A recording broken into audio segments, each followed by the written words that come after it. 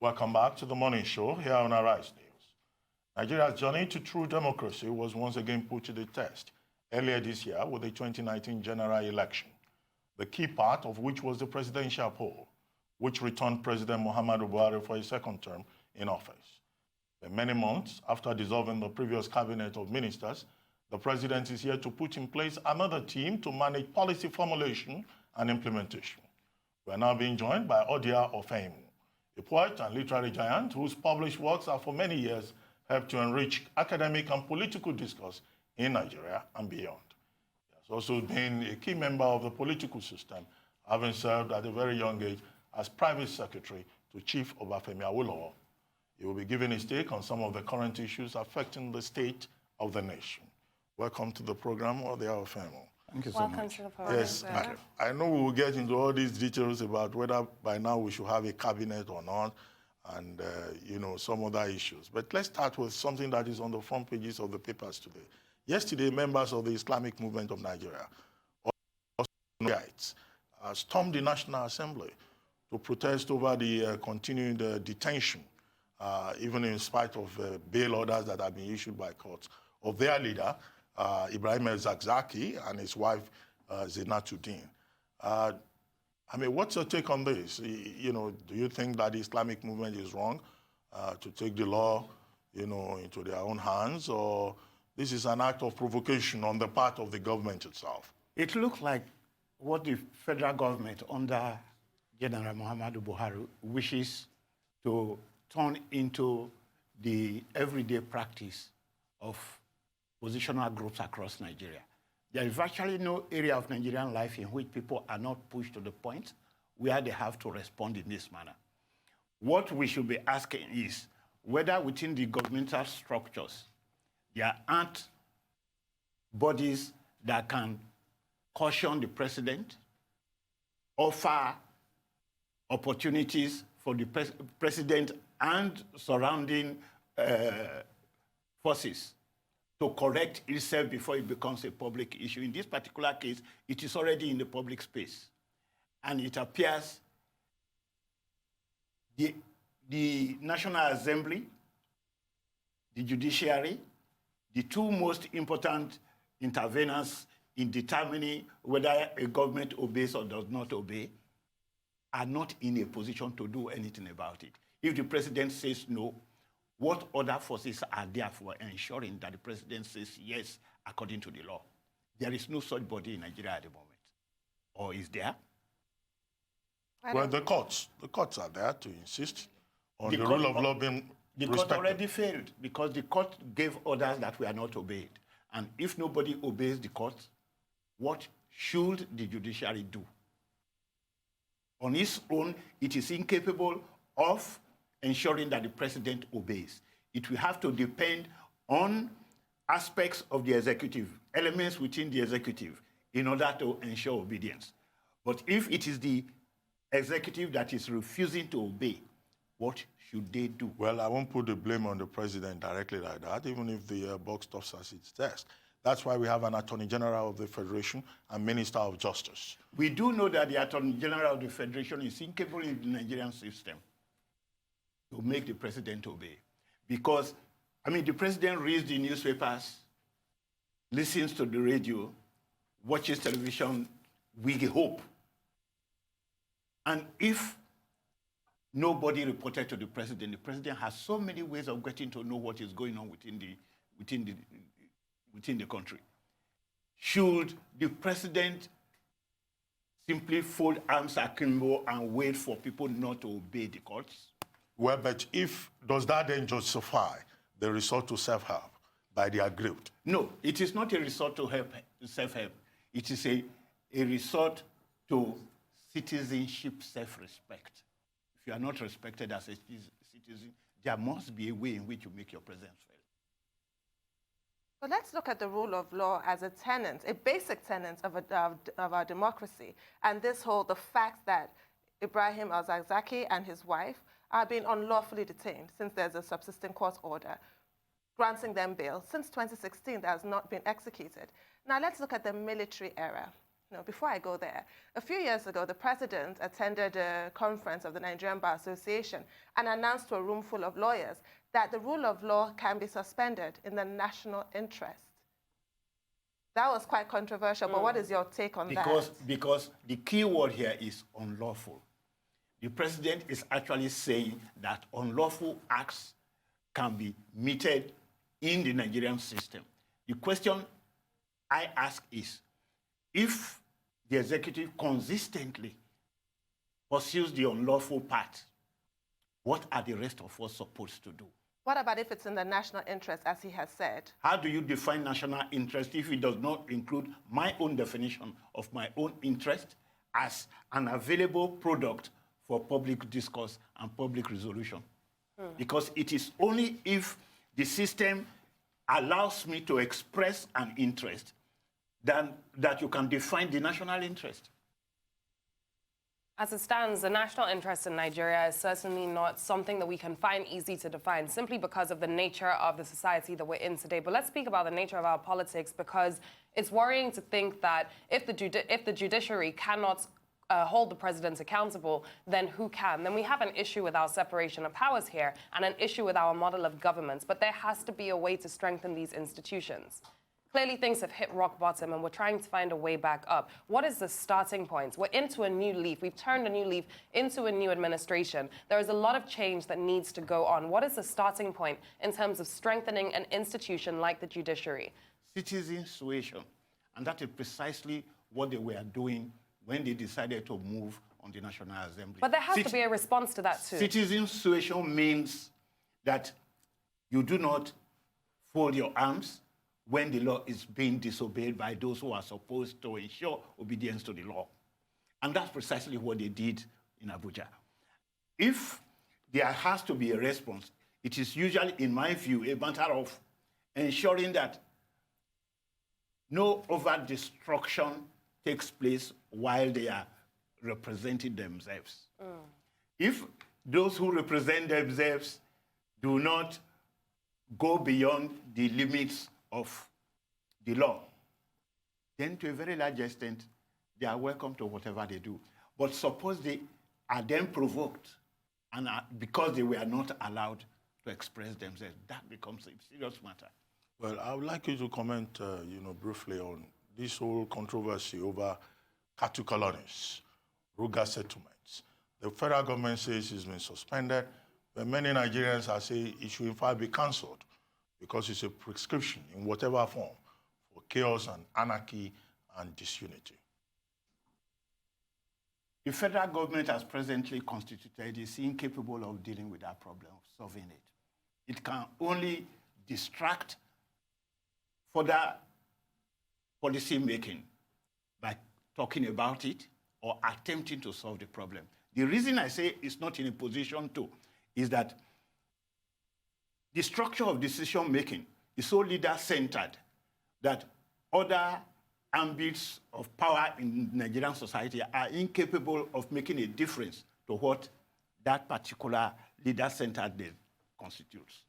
I don't see a possibility of a solution to that problem unless there is a counterforce in the Nigerian society that makes it impossible for the president to move. It is like a balance of power. Where you don't have a balance of terror, balance of powers don't work. In the Nigerian situation at the moment, there is simply no other group that is in a position to make the president bow. He will use several other methods to arrive at the same solutions. But what we do need to worry about is that Nigerians will move more and increasingly towards self-help. What do you say to those who compared the Ruga settlement program, which has now been suspended, to the amnesty program? What's your response to that? They are not related at all. If you move a conurbation of people from one part of the world and dump them in another part of the world and insist that they are automatic citizens, what you are doing is actually endangering the sovereignty of the country as a whole. It is not possible to turn people into citizens by lifting populations in that manner. I mean, in the case of the amnesty program, it was a dodgy attempt. It was a dodgy attempt to solve a problem that should have been solved in another way. The amnesty program, as it is up to this moment, we never solved the problem. We know that. It is just a halfway house attempting to keep matters still while proper solutions are being sought. In this particular case, this is like a final solution. And are you using that term with a reference to the Nazis, to Nazi Germany? It's a final solution even beyond what the Nazis talked about. Because in this particular case, people who have no cultural empathy with you are brought into an environment that you normally regarded as yours. And what they are required to do is live a life that is different from your own, because in fact, it is already predefined as different from yours. We are so different that you are not walking along the same path, but you are then required to live with those people who do not agree with you, people who claim to be so different from you, and at the end of the day, you are also supposed to imagine that at some point in time, you'll be citizens. It is like employing a master and assuming that that master at some point will agree to be a citizen. Masters do not agree to be citizens. They give orders. It is quite a worrying situation, because what we're looking at here is a mismanagement of Nigeria's diversity on behalf of the government. And clearly, there's a way in which we can make this easy. There are ways that have been posed to the government and ways in which the government has gone against and decided on something else. But that brings up the point of Fulani radio stations, because the other day on the show, we had a post-presidential candidate, Ahmed Buhari, on the show, and he was speaking from a more progressive point of view, but still on the side of, or still in support of the idea of Ruga settlements and the Fulani radio station posed by the government. And what he said on this matter is the government wants to put forward a Fulani radio station in order to also educate the Fulani people on matters such as these. Okay, why is ranching the best solution? Why is ranching of global practice? We can use this as a forum and a medium to reach these people. Do you think the government has been partial towards the Fulani ethnic group, or do you think that the government is doing what is right in the long term to try and integrate and try and also educate a group of people that may not have the same opportunity as people down in areas such as the Southwest? But sir, we do have to go on a quick break. As soon as we're back, I'll let you answer that question. Stay with us. Welcome back to the morning show here on Arise News. Odia Ofeimun is still here with us discussing matters of national interest, we can say, and we're speaking about the Fulani radio station that the government posed as an idea of educating and passing information or enlightening the Fulani group of people. What do you think about this? We need to be careful not to treat minor issues of a long-range policy as if they were meant to be important. The federal government under President Muhammadu Buhari is not trying to manage diversity. It wishes to dissolve diversity in favor of an ethnic program, and it is open, it is not secret. Unless we are trying to defend that policy, we should not at any time imagine that it is a management of diversity. The purpose is to dissolve other ethnic homelands, by implanting within them a specific ethnic principle, which will then dominate the rest. The others do not have a chance or an opportunity, and will not be given any, to determine their own fate, because their fate is already predetermined by the policy position adopted by the state. What is critical here is that the political party, APC, actually has a position that I understand every Nigerian group is acceding to in the name of restructuring. It is not a restructuring program that they are pursuing in any form. Anybody who wishes to understand it should look at the report that was provided by the El-Rufai committee. El-Rufai committee says we must do away with state of origin. We must do away with indigeneity. If you remove state of origin and indigeneity, you are eliminating the element of pluralism which makes it necessary for people to accede to a federal setup. You are actually destroying the basis for having a federal setup at all. When it is called a principle of residency as a determination of citizenship, it actually raises the heat, because what that tells you is that all other nationalities will be subsumed under one principle, and that principle will be a minority principle. Whenever minorities rule majorities, they normally do it only on the basis of falsehood and violence. Therefore, we need to open our eyes and wait for it. These are the two principles that are interacting within the Nigerian system. To expect anything other than that is to read that report wrong. And if that report actually belongs to a political party, it means we are dealing with a political party that has an ideological reason for ensuring that every other group acts only on the basis of falsehood and violence, because that is the principle by which it exists. Well, beyond the politics of ethnicity and Fulani hegemony, one other issue we can look at is democracy, how it has served us, particularly in the last 20 years. And in 1999, there was a lot of hope, a lot of expectation that the return to civilian rule would take us to the promised land in Nigeria. In May, June this year, there was a lot of talk about 20 years of Nigerian democracy. But what's your own assessment? Do you think that democracy has served us well? We have never had a democratic system. In the First Republic, it was a case of whether you vote for us or you do not vote for us, we shall win. In the Second Republic, Akinloye made it very clear that the only alternative to their position as a ruling party could only be found in the barracks. That is to say, if there were political parties in opposition, they did not regard them as of any consequence. Only the military had a basis upon which they could respond to the party in power, and the military eventually responded by throwing them out of office. In the Third Republic, it became a case of the Khalifa, the anointed successor, who literally put a gun on the head of the head of state and insisted, after you, it must be me. That was how Abacha came to power. In the Fourth Republic, before the do-or-die principle became the national practice, it was Adamu Shiroma who said, we won when we were not in government. How can we lose an election that we ourselves organized? But we've moved very swiftly to an era where the real principle is, if we could remove a sitting government, how can we lose an election when we are in power? That is the principle that exists at the moment. Democracy, properly speaking, has never existed in Nigeria.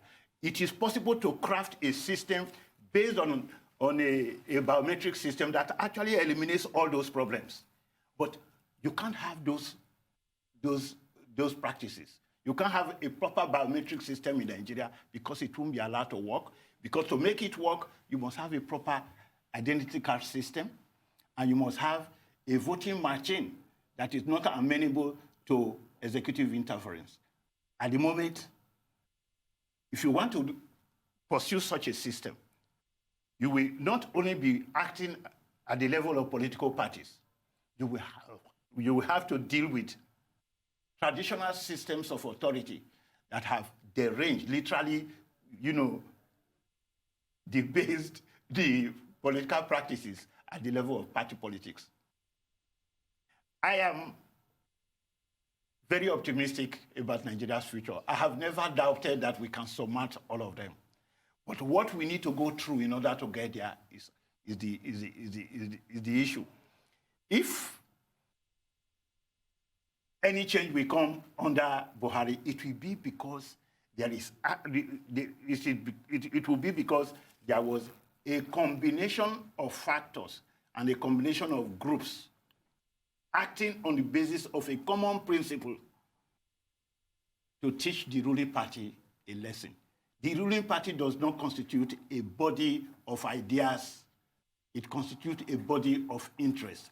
But there are interests that are incompatible.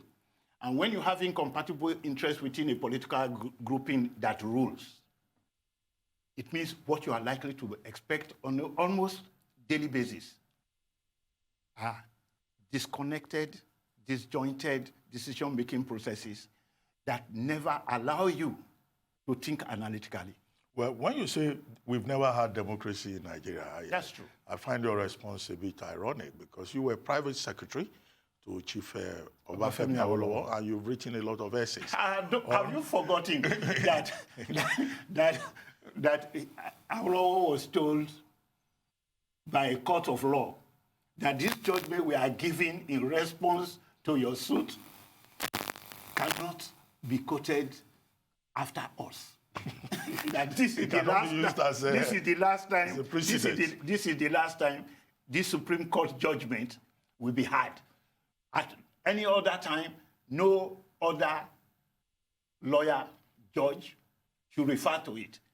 I mean, a system that begins from that takeoff it cannot be called a democratic system because they knew already that they were abusing the system and they were disrupting the process of decision-making. Is that your view of what happened in the Osun State Election Tribunal appeal at the Supreme Court? Let me put it very broadly. Because the Supreme Court has taken a decision, I will congratulate the governor because that is what every citizen is supposed to do unless you want to uproot what belongs to you. The Supreme Court is all we have. After the Supreme Court, elective action is not nice. So we must congratulate the governor that has won. But when you look at the processes that led to the results, which we must now engage, it comes back to the point I have just made. In 2019, I can tell you my strong belief there was no election. How? That is to say, all the... INEC won't agree with you. But INEC is not only a biased body. It was created deliberately to create bias. And all the appointments that were made have led to bias at every point. We don't have to deceive ourselves. In the Nigerian system today, the basis for democracy is simply not there. The fact that all of us have accepted it is because Nigerians are very peaceful people. And we are not just peaceful. We have this feeling that God is always on our side. I can tell you, God is on the Nigerian side in the sense that whenever things go really bad, because there is a way in which the minds of several people come together to assume a common atmosphere, the people who talk about divine intervention, they have some point. Otherwise, this would not be a country at all. Nigerians have a way, I mean, the common people in this country are generally good people. Well, always remember that. If we could just pause a bit, we'll take another commercial break, and then when we come back, we'll continue with this reflection on Nigerian democracy. Welcome back to the Morning Show here on Arise News. Still with us in the studio is Odia Ofeimun, poet, literary giant. Now, Odia, before we went on break, you were talking about divine intervention. But, you know, I didn't complete the question I wanted to pose to you. Okay. When I mentioned Awolowo, you just went on. Now, one thing, during the 2019 general elections, if I'm correct, or was it in 2015? 2015, you tried to run as a gubernatorial candidate in Edo State. In spite of your skepticism about democracy in Nigeria and about politics. Now, what exactly happened, you know, at that time? Why did you eventually withdraw? What did you see? Was it that was the first time you were confronting the contradictions in the democratic process in Nigeria, beyond, you know, your romantic view of the Unity Party of Nigeria as the key model for the party politics in Nigeria? I discovered there were traps I needed to deal with. But in order to solve them, I would have to pay an ideological price, which is to say, I would have to act in the manner in which those I regarded as ideological enemies were acting. I think Nigerians deserve leaders who can take the risk of losing power because they don't want to act like their own ideological enemies. And I will tell you how it works out. Nigeria is a system where loot sharing is the basis of the political. And it began very early. In 1959, after the elections, the biggest political party was the NCNC. But the leader of that party had agreed to play a lower fiddle role because he wanted certain things for himself and his group. Nnamdi Azikwe's party was the biggest political party. It could choose any of the two political parties in existence, and he would be prime minister, determining how Nigeria moved. But Zik agreed to become a ceremonial leader. By 1958, he had actually been made to agree that that is the way it should be.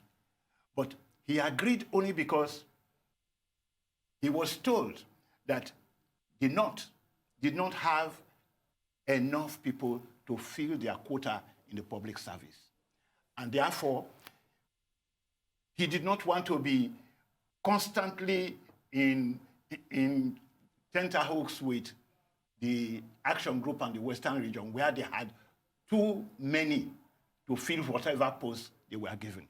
So this was what happened to Nigeria. Nnamdi Azikwe wished and allowed all the big and strategic offices to go to his men. And then... But that created a problem. Just wait. The Igbos were accused of Igbo hegemony. Over a period of 4 years, this was what happened. Oh, yes. I remember in response to the trouble with Nigeria, I mean, I simply needed to say it, that Chinua Achebe became director of external broadcasting straight out of the university. But, I mean, taking over the railway, ECN, and the rest of it was simply good politics at the level of loot sharing. But 4 years later, what happened? The NCNC discovered that all the railway extensions were in the north, the Kanji Dam was in the north, the military installations were in the north, and the iron and steel industry, which a consortium had already required the federal government to put near Onitsha. I mean, the consortium report was cancelled, and another consortium was set up, which said it should go again to the north. It was at that point in 1964 that an election took place, after which Zik refused to call Balewa to form a government. And that was because, according to him, the election was rigged. 86 members of the NPC were returned unopposed.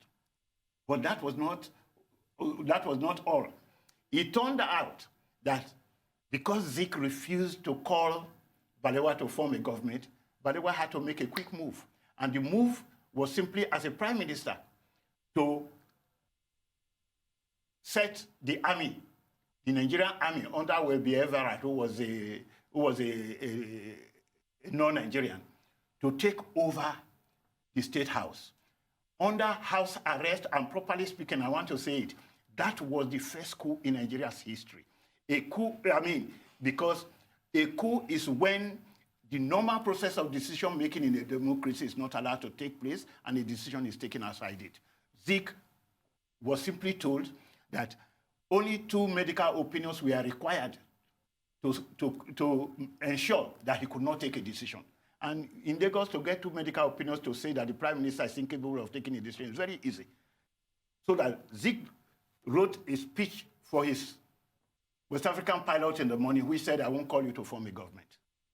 But in the evening, after the soldiers surrounded the State House and other people were moving in and out, he wrote another speech, which called Balewa to form a government. It was that same day that Ojukwu met Nnamdi Azikwe for the first time and said, let us carry out a coup. Zik refused. Ojukwu, that same day, met Ejo. Ejo refused. Met Gowon. Gowon refused. Banjo refused. Now, what this tells us is that it is the politics of loot sharing that actually led the processes of the army coming into politics. And the way they moved into politics did not step out of the politics of loot sharing, because even when the pogrom took place, the pogrom took place at the level of the politics of loot sharing. I have to emphasize this very, very seriously because the people who organized the pogrom were not members of the ruling party. Ahmed Joda was a rising star in the Northern Civil Service.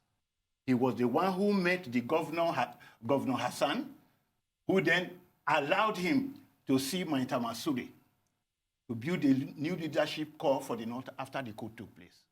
Now, if you look at it closely, if you read all the biographies that are in existence at the moment, one by Tanko Yakasai, one on Aminu Kano, the African Revolutionary by Feinstein, yes, and one on Daman Sani Kano, that's Maita Masudi. All of them tell you who and who organized the pogrom. When you look at Nigeria seriously, you will find that all you needed to do after that pogrom took place was to pick up the people, the organizers, deal with them according to law, and the pogrom would have been taken care of. In the same way, the coup, after it took place, only a few people would have been picked up and taken care of according to law. But because you did not take care of those people according to law, a whole ethnic group was accused of carrying out the crime. So that when you hear it being said that the Igbos did the coup, it is about a society in which genuine lawmaking and genuine activation of the law never takes place. So how do we link all of this to the present? And I also want to ask you, what informs your optimism, having said all of that, and what informs your belief that some kind of cohesion can be achieved with these huge chasms? Because in each situation, only a few people are active in dissolving and destroying the system. And that all it requires is for somebody to have proactively ensured that those elements were taken care of. But because those elements were not taken care of, we're in the kind of situation where we are in today, where because of the leader-centered nature of our society, when the leader does not move, or when the leader insists that movement must not take place, the whole country is trapped. That's why the question we started with is interesting. When the country is trapped by such a leadership principle, what should the rest of us do? The Shiite people... You wanted to be governor, but you pulled out. No. You haven't addressed that. You've not asked the real question. Have I abandoned the solutions that I wished to propose? I haven't. Can I pose something to you with regards to that? When you get to know what I decided to do as a result of not going for that governorship, I'm sure you will temper the question you just asked. It's because interesting. I did not withdraw. What I did was to change the language I am about to use. It's interesting because I have not abandoned that language, Ruben. It's interesting to see that there is literally a buildup of looting that has led to a polity that we're sitting in today.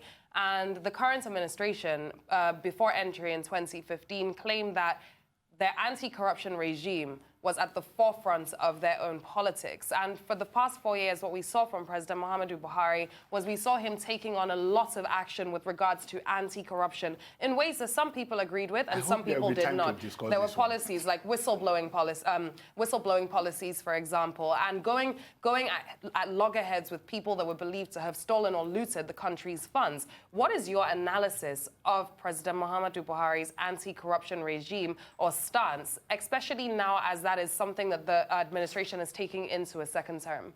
Buhari never could define corruption. He doesn't know what it means. And I can say that and give you very clear examples. Okay. When he was first head of state of Nigeria, he locked up very many politicians for enriching their political parties.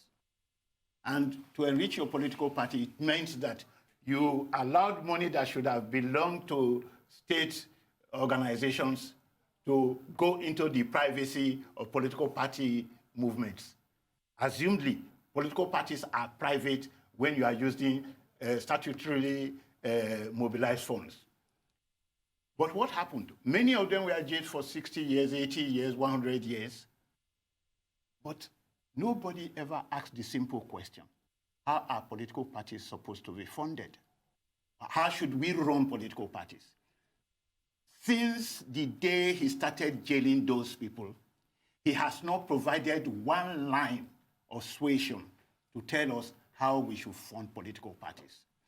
And we can tell from the parties he has organized that the parties are based on loot sharing. And I cannot be taken to court for it. I can prove it very easily that that party is a party of loot sharers, because the amount of money they have all spent, they did not invent anything. They are not magicians.